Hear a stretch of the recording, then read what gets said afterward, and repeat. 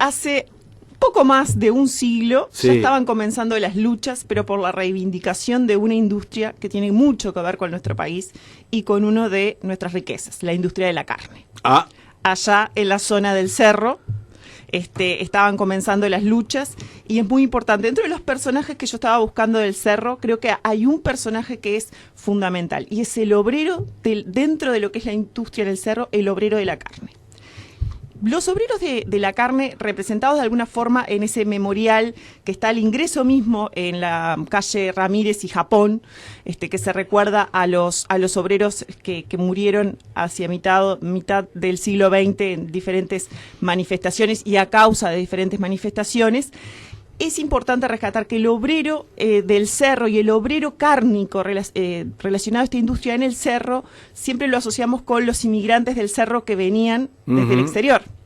Pero es interesante que dentro de este panorama de los personajes del Cerro también encontramos al inmigrante del interior que viene a Montevideo y que muchos de ellos estaban trabajando en esta industria que finalmente va a cerrar sus puertas a fines del siglo XX, pero que va a dejar toda una historia de lucha atrás. Y me gustaría recordar los nombres de los 5 mártires de esta industria, que son Rubén Paleo, César Muñoz, Justo Páez, Huartel Mota, Raúl Denis, que de alguna forma en ellos se concentra lo que es la historia de estos obreros de la carne que van a mover lo que es la principal industria en ese momento del país. Recordemos los años 30, 40, 50, 60, cuando 50, y ahí nos quedamos, porque en el 60 va a ir cayendo esta industria, cuando esta industria, que era la que más proveía de divisas al país, o sea que la riqueza del país en gran medida ingresaba gracias al esfuerzo y a la industria que se daba en este barrio, pero sin embargo eran los que menos recibían de ese lucrativo negocio. Y también dentro de lo que tiene que ver con hoy en día las condiciones de trabajo que están puestas, que estamos tan atentos a ellas, recordar que uno de los pilares de la lucha era justamente las condiciones de trabajo. Hoy el Cerro tiene un panorama muy rico en reivindicaciones y una de esas reivindicaciones, sin dejar de lado la política que es muy importante y es en la cual se va a afianzar mucho su lucha, es justamente las condiciones de trabajo que tenían en esos frigoríficos y que era parte fundamental de lo que muchas veces es el recuerdo de los testimonios que tienen los vecinos y es las condiciones durísimas, por ejemplo el trabajar sin guantes, que se hacía en ese momento, el trabajar en turnos rotativos, lo cual afectaba mucho a los trabajadores, y el trabajar sin los derechos. O sea, cuando pensamos en el Cerro como un lugar de reivindicaciones y de lucha, es muy importante recordar que anterior a lo que fue la lucha por la democracia estaba esta lucha por las condiciones de trabajo, y es importante pensar que estas condiciones y esta lucha no se dio solamente en los frigoríficos en los años 40 y 50, sino que venía desde hace 100 años, porque aproximadamente por el año 16 ya hay el primer fallecido por estos motivos, en la acción de lo que eran los rompehuelgas, que eran aquellos apodados los carneros, que ingresaban a los frigoríficos, por ejemplo al Nacional, al Swift, cuando había huelgas, y ingresaban muchas veces financiados por los patrones y eran los que iban contra sus compañeros. O sea, este sentimiento de lucha tan afirmado en lo que es el barrio del Cerro, en lo que es la industria frigorífica, tiene su origen en esta lucha de defender el trabajo y defender las condiciones, y a lo que va a ser luego también defender los intereses, ya no económicos de todo el país, sino los intereses políticos en lo que va a ser la lucha por la democracia en las décadas del 60 al 80 y 90. Para que esta industria funcionara, tenía que recibir carne. Por supuesto. Me dicen, yo no lo recuerdo con nitidez, que la primera profesión que yo quería hacer era tropero, porque mi abuelo tropeó tropa para el Cerro. Exactamente. Quiero ni pensar, porque nunca lo hablé con él, las condiciones de trabajo. Ahora que te escuchaba con atención, de gente organizada, sindicalizada. ¿Qué condiciones de trabajo tendría mi abuelo cuando él con otro par de troperos traían desde San José tropa, por ejemplo, ganado para el Cerro? Exactamente. A ver, las condiciones, de alguna forma, dentro de todas las industrias, ¿no? Pero dentro de la industria de la carne, los trabajadores del Cerro, por un bagaje cultural, referente a, bueno, a lo que había sido, lo que era la inmigración, a lo que era el mirar las condiciones de trabajo desde otro punto de vista. Ellos van a, de alguna forma, armar lo que es la lucha, y esta lucha se va a exportar a otros puntos de interés, como por ejemplo Fraiventos, que concentraba otra parte importante de la industria frigorífica. Pero es muy importante esto que decís, porque en lo que viene en la inmigración del campo, y muchas veces del Uruguay profundo, es que van a ir tomando conciencia de cuestiones y de condiciones de trabajo que en el interior, lamentablemente, nadie, o muy pocos podían levantar la voz. Y cuando esta inmigración comienza a llegar, muchos de ellos conocían las posibilidades de la zona del cerro por venir en esas tropas, y poco a poco se iban afianzando a la zona, y por una red de contactos se iban estableciendo y formando ya su familia y estableciéndose allí. O sea, estos personajes de la industria cárnica, y ahí es importante no dejar de lado el que traía el ganado, y que son de alguna forma la conexión entre ese Montevideo y ese país rural e industrial, que es lo que encontramos en el barrio del Cerro, de La Teja, con la presencia de los saladeros primero y de los mataderos. Estos personajes de la industria frigorífica son los que van a hacer ese nexo entre ese Uruguay rural, profundo, con muy escasa reivindicación de las condiciones de trabajo, y este otro Uruguay sí más reivindicativo, y que lucha y exige lo que entiende le pertenece. Entonces, en esos personajes de la industria cárnica del Cerro se junta lo que era ese Uruguay, esas dos partes del Uruguay relacionado con la industria de la carne. Y eso se da en el Cerro, y es muy importante porque si uno conoce y recorre el Cerro, tiene como ese aire de interior todavía, que se puede apreciar ya en menor medida, pero si uno comienza a hurgar algunas fotos antiguas, todavía esa mezcla que es como una ciudad del interior en algunos rinconcitos todavía. Bueno, eso en parte se debe a que siempre pensamos en los inmigrantes extranjeros, pero también tenemos que pensar en la migración nacional, que muchos de ellos se radicaron ahí, y que algunos fueron víctima de lo que era la lucha por la reivindicación de los trabajos. Y es importante porque a través de la industria de la carne pensamos en este otro cerro político, pero económico también, y con una profunda vocación de lucha social. Hay un artículo por ahí que leía que decía que el cerro le enseñó a luchar a Montevideo.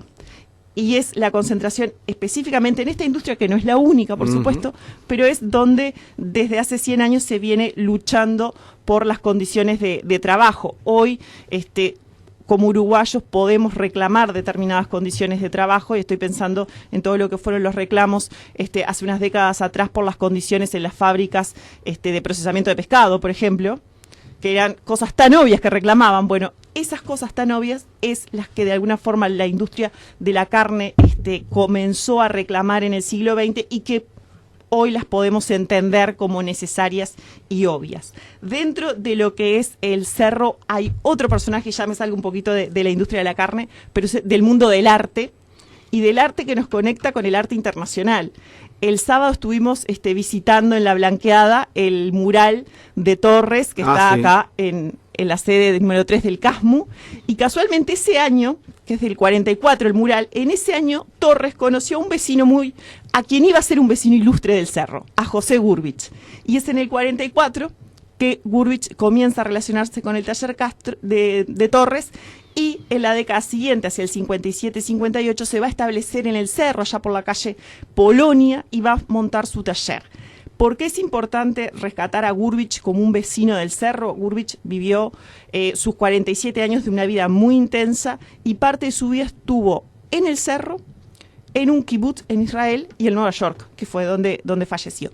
Pero es muy importante porque si sacamos la cuenta, tal vez no fue más de una década todo lo que vivió en el Cerro, un poco más tal vez, pero es muy importante porque esto que vemos de la industria de la carne, de los obreros, de las chimeneas, es lo que él dejó retratado en sus cuadros.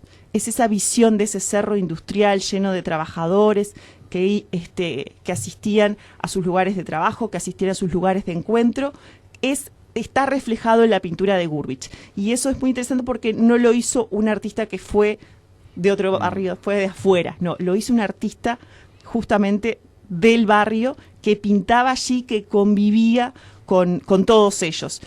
Hay algunos que eran obreros de la industria frigorífica y él era obrero del pincel, le dicen por ahí en un artículo.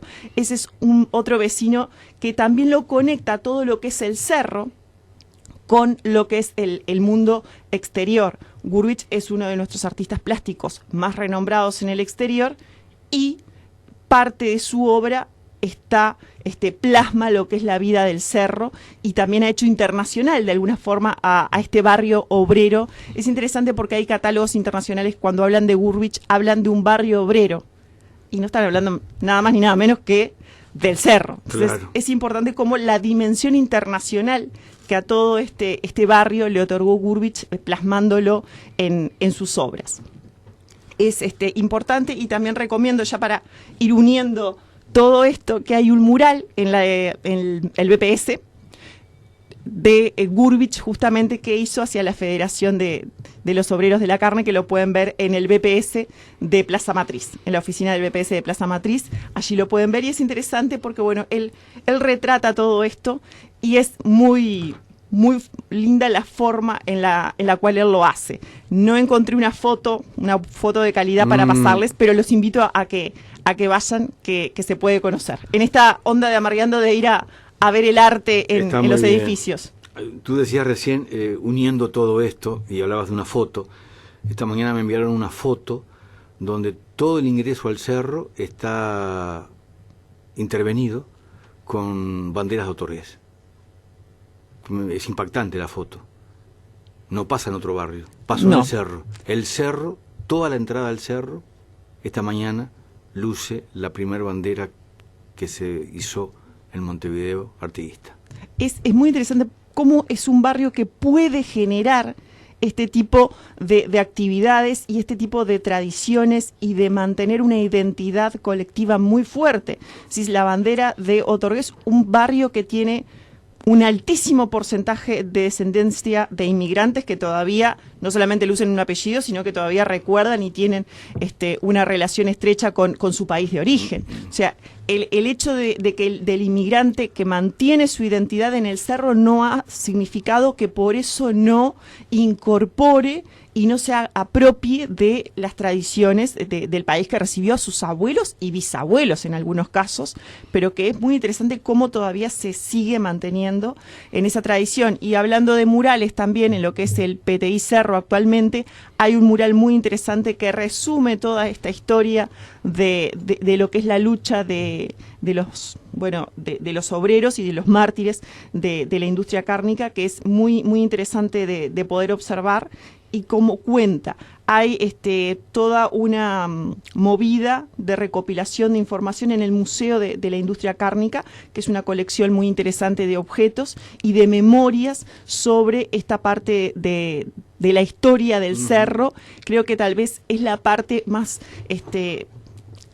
la parte fundante de lo que actualmente conocemos como las reivindicaciones del cerro a partir de esta industria que fue la más grande, no fue la única, pero sí fue la más grande, la que le generó una identidad y la que podemos tener una conexión en el tiempo porque se remonta a los antiguos saladeros, pasando por los frigoríficos del siglo XX y dejando actualmente, que ya no están en funcionamiento allí los frigoríficos, dejando una identidad muy importante en todos los vecinos y en los que comenzamos a leer sobre eso, a atraparnos un poquito más. Hablando de memoria, en el ingreso al cerro hay allí un busto a Rodney Arismendi por su conexión con el cerro, pero casualmente, aunque no hay casualidades muchas veces, esa plazoleta, los árboles que se plantaron allí ya tenían un tiempo importante, porque no fueron asesinados en una obra en otro sector de Montevideo, fueron sacados con su raíz y fueron plantados en ese lugar, en el cerro. También todo un simbolismo de defender la memoria viva, en este caso, y el patrimonio. Por supuesto, y el patrimonio natural, claro, que es tan importante preservar. Estábamos hablando de la plazoleta de los mártires de la industria y detrás está este espacio de Rodney Arismendi, o sea que es a la entrada mismo de lo que es el cerro, y eso es de una forma lo que nos impacta. Ya entrando está la lucha dentro de esa industria que nos da tanta identidad. Y lo que me parecía también importante de recalcar es ir conociendo el cerro, tal vez no por lo principal que sobresale, que sí son las luchas y las huelgas desde los años 70, sino bueno, de alguna forma los padres de esa lucha fue la que los obreros de la industria frigorífica comenzaron hace 100 años. En el cierre y en un titular, ¿cómo evaluaste la recorrida, la caminata, el circuito que partió aquí de la puerta de la radio? Bueno, muy lindo, tuvimos mucha gente en una mañana preciosa porque el clima fue uno más que nos acompañó y fue muy lindo ver sobre todo los vecinos que redescubrían su barrio. Eso es una de las cosas más interesantes cuando se hacen los recorridos barriales, de cómo el vecino dice, pero yo siempre paso por acá y no sabía que estaba. Entonces, esa es la idea de ir retomando justamente, tal vez alguien dice, pero yo paso por Ramírez y Japón y nunca había visto ese monumento o esa placa que recuerda. Bueno, justamente, siempre ir resignificando. Y fue muy lindo lo que se dio tanto con el mural como cuando hicimos el resto del recorrido y terminando en la casa de Juana. Fue muy, muy productivo y lo que siempre es interesante que se acercan nuevas historias. Se acercan nuevas historias. Nuevas historias se generan aquí en la radio el próximo jueves con la profesora Carolina Lazo, que también es guía turística. Nuevas recorridas se vienen en octubre, pero después damos los detalles. Por supuesto. Capaz que tenemos otro lugar que se incorpora. Después damos detalles. Estamos en etapa de planificación. Totalmente. Vamos a ir cerrando lo que es la parte oeste de Montevideo el jueves, porque si seguimos así llegamos a San José. Totalmente. Vamos a ir cerrando la parte oeste y como que damos la vueltita después por lo que sería la zona Sayago Colón. Hasta el próximo jueves. Hasta el próximo jueves.